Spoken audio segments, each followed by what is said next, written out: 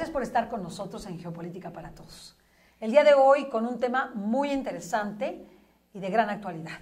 Se cumplen exactamente 12 meses, un año, de la gestión del presidente Donald Trump. Quisiéramos saber a través de Gisbeleni Gallardo, que está con nosotros. Gracias, Gisbeleni, por estar con nosotros. Hola, es un gusto, como siempre. Que nos cuente si está cumpliendo las expectativas, cómo van las promesas de campaña y qué nos podemos esperar de la gestión de Donald Trump. Gracias, Gisbeleni. Cuéntanos un poquito de este año, en qué se ha caracterizado este año de la gestión de Trump. Bueno, pues es un gusto estar ya de regreso aquí con nuestras cápsulas, que nos las han pedido mucho y bueno, es un placer, gracias a Dios, estar aquí con ustedes. Ha sido un año intenso en todos los aspectos y por supuesto el tema político y la llegada de Donald Trump vino a sacudir todo. Lo hemos hablado durante muchos programas, que la llegada de Donald Trump implicaba la llegada de un nuevo sistema económico y político a nivel mundial. Hablamos de la declaración que hace Mike Pence ¿fue en Berlín? Así fue. Bueno, en Alemania no recuerdo si fue en Berlín o alguna otra ciudad, donde anuncia el inicio de un nuevo orden mundial. No sé si necesariamente el nuevo orden mundial de que algunos conspiracionistas hablan, pero sí un nuevo orden mundial. Y es justo lo que hemos estado viviendo y es justo lo que ha hecho Donald Trump. ¿Qué hizo el día 1 Donald Trump? Que fue algo que sacudió al mundo y a Estados Unidos. Bueno, dice, marcó la línea ideológica que se iba a llevar durante su administración. Y esto vale la pena recalcarlo porque digamos que lo primero que firma y lo último que firma antes de que termine su primer año marca la tendencia de ideológicamente quién es Donald Trump y qué es la administración de Donald Trump y lo que va a tratar de mandar, el mensaje que trata de mandar al mundo. Día número 1, se acaba el financiamiento para todas esas organizaciones que promuevan y practiquen el aborto. ¿Por qué es muy importante esto? Porque lo hemos hablado que los demócratas neoliberales, muchos de ellos financiados por o pertenecientes a organizaciones que tienen, digamos, una raíz a través de George Soros o Open Society, estas organizaciones ultraliberales, socialistoides, ¿no?, por así decirlo, pues alimentan también de este tipo de recursos. Entonces, al decir se acaban los recursos, el financiamiento federal para este tipo de organizaciones, es decir, llegamos los conservadores y era muy evidente que empezaba esta confrontación, ya él en el poder como presidente o cabeza del imperio, y lo digo con mucho respeto, pero la verdad es que cabeza del imperio, emperador, a través de este nuevo orden mundial. Esto es muy significativo. Día último, o no último, sino una de las últimas órdenes que firma Donald Trump se respeta por ley, por decreto, toda la libertad religiosa en Estados Unidos. Sería como el cierre con broche de oro de su nueva política. Así es. Lo platicamos aquí. ¿Quiénes llevan a Donald Trump a la presidencia? Principalmente las iglesias. Claro. Una muy conservadora del judaísmo, lo hablamos. Sabemos que su hija y su yerno, quien podríamos decir que es también el poder detrás del poder, Jared Kushner, son judíos ultraconservadores o conservadores. Por supuesto, también lo dijimos, la Iglesia Católica, que fue protagonista en la victoria de Donald Trump por las múltiples circunstancias que hemos hablado, ¿no?, por el tema de Hillary, que no vale tanto la pena mencionar en este programa. Entonces, abre con el tema conservador, el tema pro vida, que es un tema también que sí las personas que practicamos una fe defendemos, sobre todo con mucho más ahínco, aunque no necesariamente es exclusivo, pero sí está mucho más relacionado, y termina su año, cierra su primer año con el tema de la fe, digamos que hace este círculo. Empezamos, esto es la bandera, y lo cerramos. Entonces, lo habíamos hablado desde Vladimir Putin y otras cuestiones que estaban pasando en Europa, que giraba hacia el conservadurismo, hacia el cristianismo, y es un poco lo que ha ido abanderando Donald Trump. Hemos visto discursos cristianos, discursos públicos y discursos hacia la comunidad cristiana, con claro mensaje cristiano. No, y simplemente el hecho de que hayan publicitado un día de oración nacional, que nos quedamos sorprendidos desde la Casa Blanca, este día de oración en virtud de toda la destrucción que habían sufrido por las inundaciones, por toda la cuestión de los huracanes y todo esto que había pasado en Estados Unidos, y entonces ellos declararon de manera oficial un día de oración nacional. Es impresionante. No, o esto que pasó en Navidad, que dice, la Navidad no es un día de fiestas y de regalos, la Navidad es el nacimiento de Jesús, y en la Casa Blanca esperamos el nacimiento de Jesús, con la figura también ya empoderada de esta Melania Trump, de su esposa, ¿no? Quien es católica, que ya lo hemos hablado también en estos programas. Eso es muy importante, ideológicamente es muy importante decir que Donald Trump es cristiano, tendiente hacia el conservadurismo, está muy arraigado también hacia el judaísmo, y su gobierno se ha manifestado en eso, en políticas conservadoras y políticas también tendientes a ayudar y a empoderar al Estado de Israel. Lo mencionó el propio Donald Trump, lo mencionó el propio Mike Pence, que ellos sean los mejores aliados de Israel, y también es lo que hemos visto durante su gobierno. Por eso es que decisiones a lo mejor que no podemos entender en relación a su campaña, como decir, vamos a acabar el conflicto en Siria, en función de los intereses de Israel, pues una de las cosas que nos sacaron de balance, porque uno era el discurso y otra cosa era lo que estaba haciendo Donald Trump, pues este bombardeo que hubo hacia algunas ciudades de Israel, que fue muy publicitado.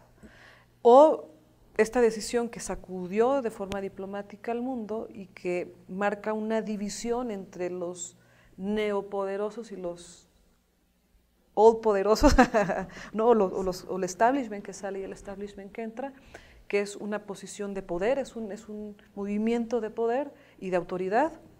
Es decir, mi embajada se mueve de Tel Aviv a Jerusalén. No, eso es impactante. Y Jerusalén se convierte, porque yo lo digo, junto con Netanyahu y junto con algunos otros aliados pequeños, porque no se quisieron aventar el paquete la mayoría de los países, algunos aliados pequeños, entre ellos Guatemala, algunas islas, las Islas Marshall y algunas otras islas, que secundan esta moción y esta iniciativa de Donald Trump de declarar la nueva capital de Israel, Jerusalén, y que también tiene implicaciones teológicas, espirituales y proféticas, claro, que será tema de otro programa, pero vale la pena mencionarlo. ¿Y qué hace? Entonces divide la clase política, separa la clase política del emperador Donald Trump. Y lo digo también porque esta también es la figura, el discurso que maneja Donald Trump, la forma en la que habla Donald Trump es un paradigma, es una revolución de comunicación. Pues es que la gente, muchas personas, y me refiero a comunicadores, incluso líderes y jefes de Estado, no logran asimilar la forma de comunicarse de Donald Trump, porque la forma de comunicarse de Donald Trump es una forma revolucionaria, es un paradigma de comunicación Donald Trump. Entonces, pero tan da resultados que todos hablamos de él, tan da resultados que ganó la presidencia. Pues ya no utiliza comunicados. No. Ya no utiliza comunicados a través de su Twitter. Y lo que hace, y eso sí ha tenido 2 o 3 jefes de prensa en la Casa Blanca, que pues, o han renunciado o los han destituido, porque pues, es difícil empatar cuando tú has aprendido a comunicarte de una forma, porque se aprende en las escuelas, es una técnica, hay una técnica para hacerlo, y llega alguien y lo transforma por completo. Esto va a tomar algún tiempo, pero ya la forma en la que nos comunicamos no es igual, y esa es una de las cuestiones que ha sacudido Donald Trump. Otra cuestión, no se acabó el mundo, se los decíamos aquí, no se va a acabar el mundo, tenemos que seguir trabajando. No es un cataclismo, sí hemos visto conflictos de poder y conflictos de intereses fuertes, y conflictos muchas sacudidas. ¿Una guerra de escala mundial? Sí y no, o sea, parte son tensiones económicas, son amagues, lo hemos hablado aquí. China es quien, digamos, tenía, podremos decir en tiempo pasado, quien tenía en sus manos la carta hacia dónde se inclinaba el mundo. Entonces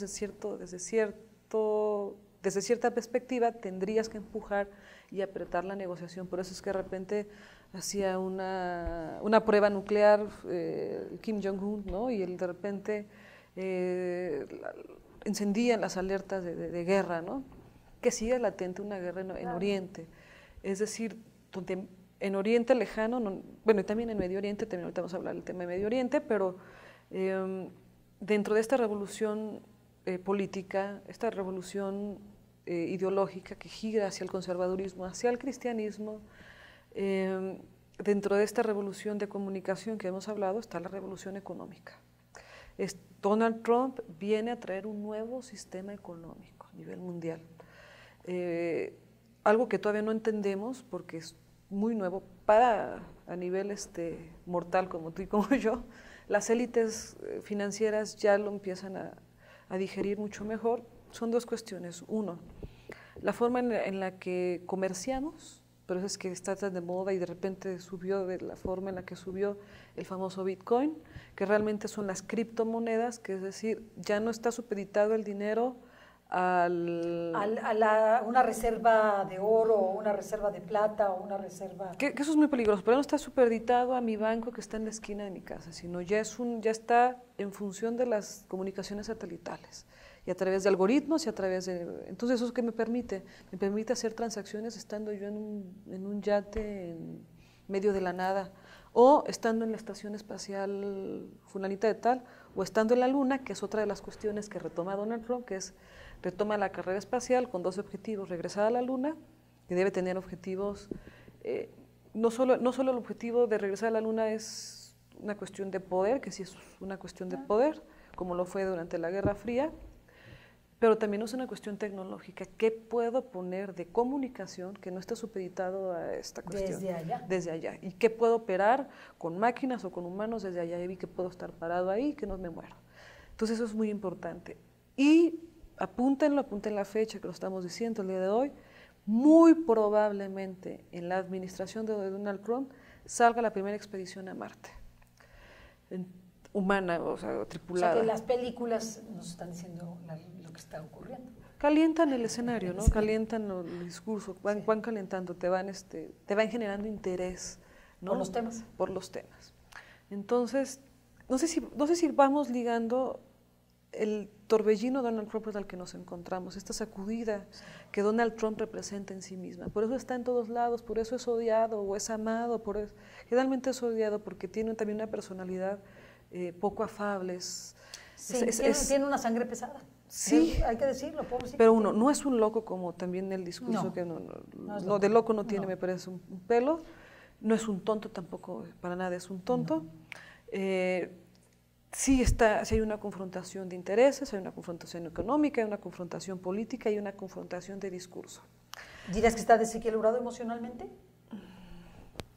No se ve, no, la verdad, bueno, digo, es un hombre sui generis, o sea, es que podrían entender ese equilibrio mental como un enfermo mental, y me parece que es un hombre mujeriego, lo hemos hablado aquí, o era un hombre mujeriego. Sí, con un temperamento como iracundo, como pero a ver, ¿no? Explosivo. Que Kennedy no era un hombre un hombre mujeriego, y eso no ponía en tela de juicio su liderazgo, por ejemplo. No, el tema de esto es construir una imagen en torno a una persona, y entendamos que de este grupo de poder perdedor que sale, este old establishment, este viejo establishment, que la representación máxima es Hillary Clinton. No es ella, pero ella, digamos, es su muñequito, su avatar, su manifestación. Su representación es Hillary Clinton. Son los que pierden, y junto con ellos, ¿quiénes están? Medios de comunicación, parte del sistema financiero, que es el que está saliendo, Hollywood, lo hemos hablado, Hollywood, que también es lo que ha pasado con la llegada de Donald Trump. Ha pasado dos cuestiones. Uno, se ha modificado el discurso que se empieza a mandar desde Hollywood. Ahora queremos un Estados Unidos bonito. Ya no es un Estados Unidos, ya no son películas depresivas de negros y de muertos y de destrucción. Bueno, ya no. Ahora es un Estados Unidos de alegría, de musicales, de Walt Disney. No sé, pero no sí. De Walt Disney, que es lo que te enseña la manifestación más hermosa de la felicidad al estilo norteamericano. Retomar el American Dream, que es el hacer Make America Great Again, es el hacer Estados Unidos grande otra vez. Entonces retomamos lo bueno, que tiene bueno Estados Unidos, pues su comida, bueno, parte de su comida, sus parques de diversiones que son muy buenos. Y sus diversiones en general. Sus diversiones en general, tiene buena música, tiene buen jazz, ¿no? Entonces retomemos lo bueno que tenemos.